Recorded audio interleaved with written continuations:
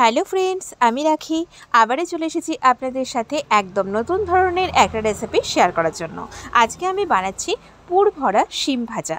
এটা কিন্তু গরম গরম ভাতের সাথে ভীষণই ভালো লাগে খেতে। চলুন তাহলে আর দেরি না করে আজকের এই রেসিপিটা আমরা শুরু করি। আমাদের এই পুর ভরা শিম ভাজা বানানোর জন্য এখানে আমি 200 গ্রাম মতো শিম নিয়েছি আর শিমগুলো একটু বড় ধরনের শিম নিয়েছি।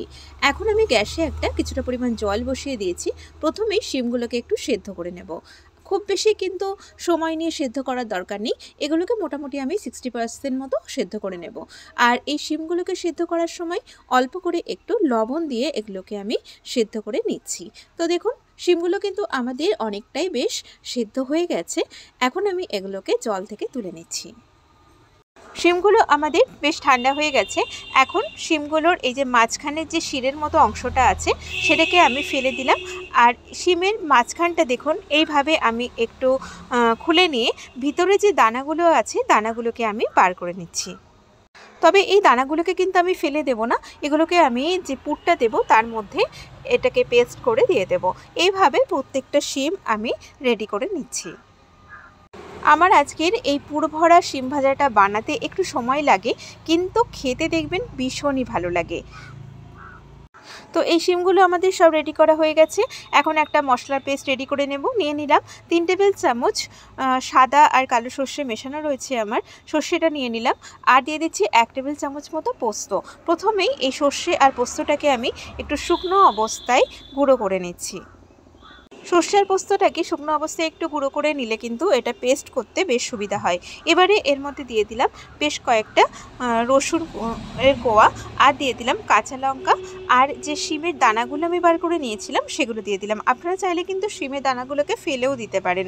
এখন সামান্য পরিমাণে একটু জল দিয়ে এই মশলাটাকে বানিয়ে নিচ্ছি। তবে খেয়াল রাখবেন মশলাটা যেন খুব বেশি পাতলা না হয়ে যায়। দেখুন, এটা কিন্তু আমি একদম শুকনো শুকনো করে পেস্ট করে নিয়েছি। যেহেতু এটা আমি পুর হিসাবে ব্যবহার করব, তাই কিন্তু এটাকে আমাদের শুকনো করে বানাতে হবে।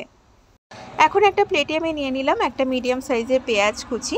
এর মধ্যে অল্প করে একটু লবণ দিয়ে প্রথমে পেঁয়াজটাকে একটু হাত দিয়ে এইভাবে মেখে নিচ্ছি। তাতে কি হবে, পেঁয়াজটা আমাদের বেশ অনেকটাই নরম হয়ে যাবে। এবারে এর মধ্যে আমি দিয়ে দিচ্ছি যে সর্ষে আর পোস্তটা আমি পেস্ট করে নিয়েছি, সেটা নিয়ে নিলাম। শিম দিয়ে তো আমরা অনেক ধরনের রেসিপি বানিয়ে থাকি, তবে ওই একই ধরনের একঘেয়েমি কিছু রেসিপি না বানিয়ে আমার আজকের এই রেসিপিটা কিন্তু একবার ট্রাই করবেন অবশ্যই। এবারে এর মধ্যে দিয়ে দিলাম বেশ কয়েকটা দানা চিনি, দিয়ে দিলাম একটু ধনেপাতা কুচানো।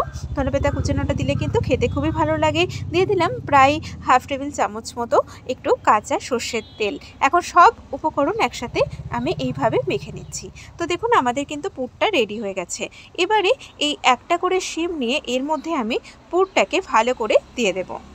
আর এই পুরটা যেহেতু আমাদেরকে দিতে হবে, তাই কিন্তু এই শিমগুলোকে একটু বড় নেওয়ার চেষ্টা করবেন। দেখবেন একটু বড় চওড়া চওড়া যে শিমগুলো বাজারে কিনতে পাওয়া যায়, সেই শিমগুলো দিয়ে কিন্তু বেশি ভালো হয়। তো এইভাবে আমি এর মধ্যে যে শিমের মধ্যে পুরটা দিয়ে দিয়ে রেডি করে নিচ্ছি। আপনি যদি আমার চ্যানেলে নতুন হয়ে থাকেন তাহলে অবশ্যই নিত্য নতুন রেসিপি পাওয়ার জন্য আমার চ্যানেলটিকে সাবস্ক্রাইব করবেন।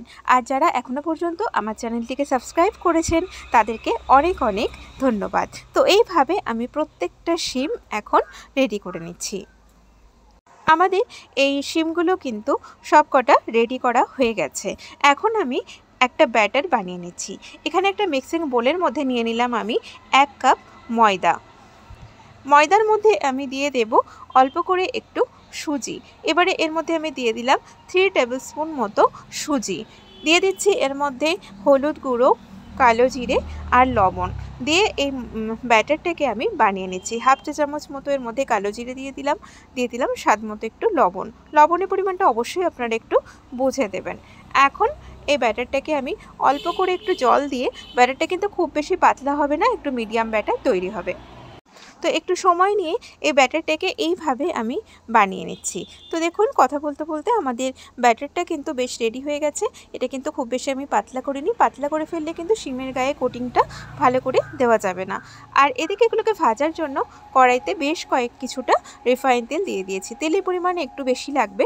এখন একটা করে শিম নিয়ে এই ব্যাটারের মধ্যে ভালো করে কোট করে আমি এই পুর ভরা শিম ভাজাগুলো বানিয়ে নেব।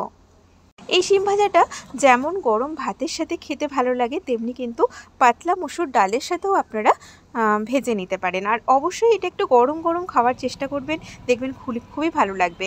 তো এইভাবে আমি তেলের মধ্যে শিমগুলোকে দিয়ে দিচ্ছি। আমি একবারে এর মধ্যে 3 থেকে 4টে শিম ভাজতে পারবো। এখন ঘুরিয়ে ফিরিয়ে এই শিমগুলোকে বাদামি রং করে আমি ভেজে নেব। আঁচটাকে অবশ্যই একটু কমিয়ে নিয়ে ভাজবেন, তাতে শিমটা সুন্দর ভাজা হবে, পুড়ে যাবে না। তো দেখুন আমাদের কিন্তু অনেকটাই বেশ ভাজা হয়ে গেছে। এখন এই শিমগুলোকে আমি একটু উল্টিয়ে দিচ্ছি অপর সাইডটাও ভাজার জন্য। তো আমাদের এই শিমগুলো কিন্তু ভাজা হয়ে গেছে। এখন এগুলোকে আমি তুলে নিচ্ছি, আর বাদবাকি শিমগুলোকেও একই রকমভাবে ভেজে নেব। তো আমার আজকের এই রেসিপিটা আপনাদের কেমন লেগেছে অবশ্যই আমাকে কমেন্ট করে জানাবেন। ভালো লাগলে ভিডিওটাতে একটা লাইক করবেন, পরিচিতদের সাথে শেয়ার করবেন, আর আমাকে কমেন্ট করে জানাবেন রেসিপিটা আপনাদের কেমন লেগেছে। আর আপনারা সবাই খুব ভালো থাকবেন, সুস্থ থাকবেন। আমি আবারও হাজির হব নতুন কোনো রেসিপির সাথে। নমস্কার।